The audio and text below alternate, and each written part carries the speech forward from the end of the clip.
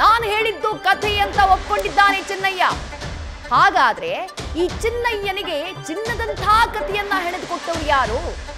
ಈ ನಾಟಕದ screen play ಯಾರು? ಡೈಲಾಗ್ಗಳು ಯಾರು? ಡೈರೆಕ್ಷನ್ ಮಾಡಿದವರು ಯಾರು? ಚಿನ್ನಯ್ಯನ ಬೆನ್ನ ಹಿಂದೆ ನಿಂತು ಸುಳ್ಳು ಕಥೆಯನ್ನ ಹೇಳಿಸಿದ್ಯಾರು? ಕೋಟ್ಯಂತರ ಭಕ್ತರ ಭಾವನೆಗೆ ಧಕ್ಕೆ ತಂದಿದ್ಯಾರು? ಚಿನ್ನಯ್ಯನ ಬಂಧನದ ಬೆನ್ನಲ್ಲೇ 10 ಹಲವು ಪ್ರಶ್ನೆಗಳು ಮೂಡಿದ್ದಾವೆ, 10 ಹಲವು ಅನುಮಾನಗಳಿದ್ದಾವೆ. ಈತ ಹೇಳ್ತಾ ಇರೋದು ಸುಳ್ಳು ಅನ್ನೋ ತನಿಖೆಯ ಸಂದರ್ಭದಲ್ಲಿ ಬಯಲಾಗಿದೆ.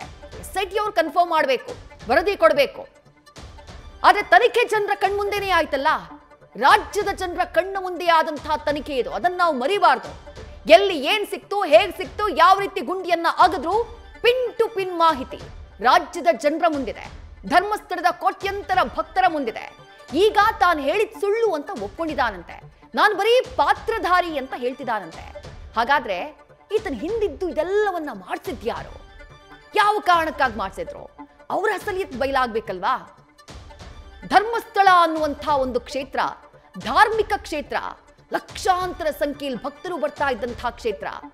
ಅಲ್ಲಿ ದೇವ್ರೇ ಇಲ್ಲ, ಅಲ್ಲಿ ಅಣ್ಣಪ್ಪನೇ ಇಲ್ಲ, ಅಲ್ಲಿ ಮಂಜುನಾಥನೇ ಇಲ್ಲ, ಅಲ್ಲಿ ದೇವ್ರಿರೋದೇ ಸುಳ್ಳು ಅನ್ನುವಂಥ ರೀತಿನಲ್ಲಿ ಜನರ ಮನಸ್ಸಲ್ಲಿ ಭಾವನೆಯನ್ನ ಬಿತ್ತು ಬಿಟ್ರಲ್ಲ, ಅಪನಂಬಿಕೆಯನ್ನ ಬಿತ್ತು ಬಿಟ್ರಲ್ಲ, ಅಂಥ ಡೈಲಾಗ್ಗಳನ್ನೆಲ್ಲ ಹೊಡೆದ್ರಲ್ಲ. ಅಣ್ಣಪ್ಪ ನ್ಯಾಯ ಕೊಡೋದಿಲ್ಲ, ಮಂಜುನಾಥ ನ್ಯಾಯ ಕೊಡೋದಿಲ್ಲ, ಅಂಥ ಕ್ಷೇತ್ರದಲ್ಲಿ ಎಷ್ಟು ಹೆಣ್ಣು ಮಕ್ಕಳಿಗೆ ಅನ್ಯಾಯ ಆಗಿದೆ ನೋಡಿ. ಒಬ್ಬೊಬ್ಬ ಎಂಥ ಕಥೆಗಳು ಕಣ್ರಿ, ಎಂಥ ಕಥೆಗಳು. ಇವ್ರು ಹೇಳ್ತಾ ಇದ್ದ ಕತೆ ಕೇಳಿ ಜನ ಅಯ್ಯಯ್ಯೋ ಹೌದು ಅಂತ ನಂಬಿಟ್ರು. ಎಲ್ಲ ಯಾಕೆ? ನನ್ನ ಸಹೋದ್ಯೋಗಿಯ ಒಂದು ಉದಾಹರಣೆ ಕೊಡ್ತೀನಿ ನಿಮ್ಗೆ. ಆಕೆ ಧರ್ಮಸ್ಥಳಕ್ಕೆ ಹೋಗ್ಬೇಕಾಗಿತ್ತು. ತನ್ನ ತಾಯಿ ಫೋನ್ ಮಾಡಿ ಹೇಳ್ತಾಳೆ, ನಾನು ಧರ್ಮಸ್ಥಳಕ್ಕೆ ಹೋಗ್ತಾ ಇದ್ದೀನಿ ಸ್ನೇಹಿತರ ಜೊತೆಗೆ ಅಂತ. ಅವ್ರ ತಾಯಿ ಹೇಳಿದಂಥ ಮೊದಲ ಶಬ್ದ ಏನ್ ಗೊತ್ತಾ? ಮಗಳೇ ಹುಷಾರು ಅಂದ್ಬಿಟ್ರಂತೆ. ಅಂದ್ರೆ ಅಷ್ಟರ ಮಟ್ಟಿಗೆ ಧರ್ಮಸ್ಥಳ ಅನ್ನುವಂಥ ಗ್ರಾಮದ ಬಗ್ಗೆ, ಧರ್ಮಸ್ಥಳ ಅನ್ನುವಂಥ ಕ್ಷೇತ್ರದ ಬಗ್ಗೆ ಒಂದು ಭಯ, ಒಂದು ಆತಂಕ, ಒಂದು ಅಪನಂಬಿಕೆಯನ್ನ ಹುಟ್ಟು ಹಾಕುವಂತಹ ಕೆಲಸವನ್ನ ಈ ಗ್ಯಾಂಗ್ ಮಾಡಿದೆ. ಈ ಗ್ಯಾಂಗ್ ಕಟ್ಟಿದಂತಹ ಕತೆ ಮಾಡಿಬಿಟ್ಟಿದೆ. ಎಷ್ಟೋ ವರ್ಷಗಳಿಂದ ಇದ್ದಂತಹ ನಂಬಿಕೆ, ಆ ನಂಬಿಕೆಯನ್ನ ಇವರು 10-15 ದಿನದಲ್ಲಿ ನುಚ್ಚು ನೂರು ಮಾಡಿ ಹಾಕ್ಬಿಟ್ರು. AI ವಿಡಿಯೋಗಳನ್ನ ಮಾಡಿದ್ರು, ಕಟ್ಟುಕತೆಯನ್ನ ಸತ್ಯ ಕತೆ ಅನ್ನುವಂತಹ ರೀತಿಯಲ್ಲಿ ಬಿಂಬಿಸಿದ್ರು. ಯಾವುದೇ ಸಾಕ್ಷಿ ಇರಲಿಲ್ಲ. ಯಾವುದೋ UDR ರಿಪೋರ್ಟ್ಗಳನ್ನೆಲ್ಲ ಹಿಡ್ಕೊಂಡು, ಆ ಬಂಡಲ್ಗಳನ್ನೆಲ್ಲ ಹಿಡ್ಕೊಂಡು ಆ ಗಿರೀಶ್ ಮಟ್ಟಣ್ಣವರ್ ಆತ ಹೇಳ್ತಾ ಇದ್ದಿದ್ದು ನೋಡ್ಬೇಕು, ಸಾವಿರಾರು ಜನ ಅಂತ ಹೇಳಿ ಒತ್ತಿ ಒತ್ತಿ ಹೇಳ್ದ. ಮತ್ತೊಂದ್ ಕಡೆ ಆ ಯೂಟ್ಯೂಬರ್ ಸಮೀರ್ ಆತ ಮಾಡಿದ್ ಕೂಡ ಅದನ್ನೇ. ಎಲ್ಲಿದ್ದಾರೆ ಈಗ ಅವರೆಲ್ಲ? ಸತ್ಯ ಬಯಲಾಗ್ತಾ ಇದ್ದ ಹಾಗೆ ಬಿಲ ಸೇರಿದ್ದಾರೆ, ಪ್ಯಾಚ್ ಅಪ್ ಮಾಡುವಂತಹ ಪ್ರಯತ್ನದಲ್ಲಿದ್ದಾರೆ.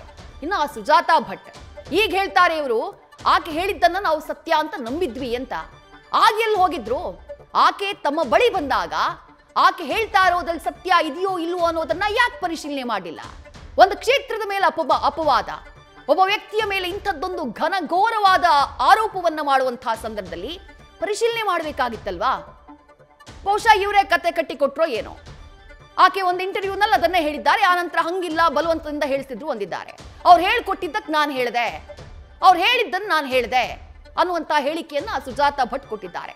ಆಕೆಯ ಬಂಡವಾಳ ಏನು? ಬಟ ಬಯಲಾಗ್ಬಿಟ್ಟಿದೆ. ಈ ಮಾಸ್ಕ್ ಮ್ಯಾನ್ ಬಂಡವಾಳ ಏನು? ಅದು ಬಯಲಾಗ್ತಾ ಇದೆ.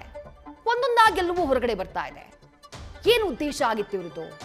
ಆರಂಭ ಆಗಿದ್ದು ಎಲ್ಲಿಂದ ಅಂತ ಮೂಲ ಹುಡುಕ್ತಾ ಹೋದ್ರೆ ಆ ಯೂಟ್ಯೂಬರ್ ಸಮೀರ್ ಆತನಿಂದ ಬರುವಂಥ ಒಂದು ವಿಡಿಯೋ.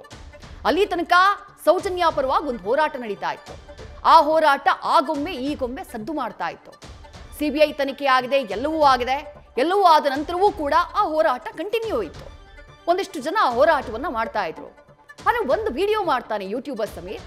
ಅದಾದ ನಂತರ ಇಡೀ ರಾಜ್ಯಾದ್ಯಂತ ಜನರಲ್ಲಿ ಒಂದು ಆಕ್ರೋಶ, ಅದು ಸೋಷಿಯಲ್ ಮೀಡಿಯಾ ಮೂಲಕ ವ್ಯಕ್ತ ಆಗುತ್ತೆ. ಅದಾದ ಬಳಿಕ ಮತ್ತೊಂದು ಗಂಭೀರವಾದಂತಹ ಆರೋಪ, ಇನ್ನೂ 10 ಹಲವು ಹೆಣ್ಣು ಮಕ್ಕಳಿಗೆ ಹೀಗಾಗಿದೆ ಅನ್ನುವಂಥ ಆರೋಪ ಕೇಳಿಬರುತ್ತೆ. ಅದಾದ ನಂತರ ಈ ಅನಾಮಧೇಯ ಮಾಸ್ಕ್ ಮ್ಯಾನ್ನ ಎಂಟ್ರಿ ಆಗುತ್ತೆ. ಚೆನ್ನ ಅಲಿಯಾಸ್ ಚಿನ್ನಯ್ಯ ಆತನ ಎಂಟ್ರಿ ಆಗುತ್ತೆ. ಆತನ ಬೆನ್ನಲ್ಲೇ ಸುಜಾತಾ ಭಟ್ ಎಂಟ್ರಿ ಕೊಟ್ಬಿಡ್ತಾರೆ. ಕಣ್ಣೀರು ಹಾಕಿಬಿಡ್ತಾರೆ. ನನ್ನ ತಲೆಗೆ ಹೊಡೆದ್ರು, 3 ತಿಂಗಳು ಕೋಮಾದಲ್ಲಿದ್ದೆ, ನನ್ಗೆ ಹೊಡೆದಿದ್ದಕ್ಕೆ ಕೈನಲ್ಲಿ ಗಾಯದ ಗುರುತುಗಳಿದಾವೆ ನೋಡಿ. ಆಕೆ ಕಣ್ಣೀರು ನೋಡಿ ಜನ ಅಯ್ಯೋ ಪಾಪ ಅಂದ್ಬಿಟ್ರು. ಛೇ, ಈ ತಾಯಿಗೊಂದು ಆಕೆಯ ಮಗಳ ಅಸ್ಥಿ ಸಿಗಬಾರ್ದಾ? ಇಂಥ ಪಾಪಕರ್ಮ ಎಲ್ಲ ಮಾಡ್ಬಿಟ್ರಾ ಅಂತ ಹೇಳಿ ನೊಂದ್ಕೊಂಡ್ಬಿಟ್ರು. ಇನ್ನು ಆತ ಈ ಮಾಸ್ಕ್ ಮ್ಯಾನ್ ಚಿನ್ನಯ್ಯ ಅಲಿಯಾಸ್ ಚೆನ್ನ ಆತ ಕೊಟ್ಟಂತಹ ಕಂಪ್ಲೇಂಟ್, ಅಬ್ಬೊಬ್ಬೊಬ್ಬ ಎಂಥ ಮಾತುಗಳು, ಎಂಥ ಸಾಲುಗಳು ಅದರಲ್ಲಿ. ಆತ ಬರೆದಿದ್ದೇನು ತನ್ನ ಕಂಪ್ಲೇಂಟ್ನಲ್ಲಿ, ಅತ್ಯಂತ ಭಾರವಾದ ಹೃದಯದಿಂದ ಹಾಗೂ ಪರಿಹಾರವಾಗದ ಪಾಪ ಪ್ರಜ್ಞೆಯಿಂದ ಹೊರಬರುವ ಸಲುವಾಗಿ ಈ ದೂರನ್ನ ಕೊಡ್ತಾ ಇದ್ದೀನಿ. ನನಗೆ ಕಾಡ್ತಾ ಇದೆ, ನನಗೆ ನಿದ್ದೆ ಬರ್ತಾ ಇಲ್ಲ, ಆ ಪಾಪ ಪ್ರಜ್ಞೆಯಲ್ಲಿ ತೊಳಲಾಡ್ತಾ ಇದ್ದೀನಿ, ಒದ್ದಾಡ್ತಾ ಇದ್ದೀನಿ. ಈತ ಕೊಟ್ಟಂಥ ಕಂಪ್ಲೇಂಟು, ಆತ ಕೊಟ್ಟಂಥ ಕಂಪ್ಲೇಂಟ್ನ ಆ ಯೂಟ್ಯೂಬರ್ ಸಮೀರ್ ಹೇಳಿದಂಥ ರೀತಿ ಭಾವನಾತ್ಮಕವಾಗಿ ವಿಡಿಯೋಗಳನ್ನೆಲ್ಲ ಮಾಡಿ ಜನ ಸತ್ಯ ಅಂತ ನಂಬಿಬಿಟ್ರಲ್ಲ. ಒಂದು ಪ್ರಶ್ನೆ ಮಾಡಲಿಲ್ಲ ಜನ. ಸಾಕ್ಷಿ ಎಲ್ಲಿದೆ ಅಂತ ಜನ ಕೇಳಿಲ್ಲ. ಸಾಕ್ಷಿ ಕೇಳೋ ಬದಲು ಕಥೆಯನ್ನ ನಂಬಿಬಿಟ್ರು. ಮೇನ್ ಸ್ಟ್ರೀಮ್ ಮೀಡಿಯಾಗಳ ಮೇಲೆ ಆರೋಪವನ್ನ ಮಾಡಿಬಿಟ್ರು. ನೀವು ನ್ಯಾಯದ ಪರವಾಗಿಲ್ಲ, ನೀವು ನ್ಯಾಯದ ಪರವಾಗಿ ಧ್ವನಿ ಎತ್ತಾ ಇಲ್ಲ, ಆರೋಪ ಮಾಡಿಬಿಟ್ರು. ನಾವು ಮೇನ್ ಸ್ಟ್ರೀಮ್ ಮೀಡಿಯಾಗಳು ಅಕೌಂಟಬಿಲಿಟಿ ಹೊಂದಿರುವವರು, ಸತ್ಯಾಸತ್ಯತೆಯನ್ನ ಪರಿಶೀಲನೆ ಮಾಡಿ ವರದಿಯನ್ನ ಮಾಡುವಂತಹ ಕೆಲಸ ಮಾಡ್ತೀವಿ. ಹಾಗಾಗಿನೇ ಸುಮ್ಮನಿದ್ದಿತ್ತು. ಆ ನಂತರ ನಾವು ಸ್ಟೋರಿಯನ್ನ ಎತ್ತುಕೊಂಡಾಗ ಆಧಾರಗಳನ್ನ ಹುಡುಕಿ ವರದಿಯನ್ನ ಮಾಡಿದ್ವಿ. ಹಾಗಾಗಿನೇ ಇವತ್ತು ಸತ್ಯ ಹೊರಗಡೆ ಬರ್ತಾ ಇರೋದು. ನ್ಯೂಸ್ ಫಸ್ಟ್, ನಿರ್ಭೀತಿಯಿಂದ ನಿಮ್ಮ ಪರವಾಗಿ.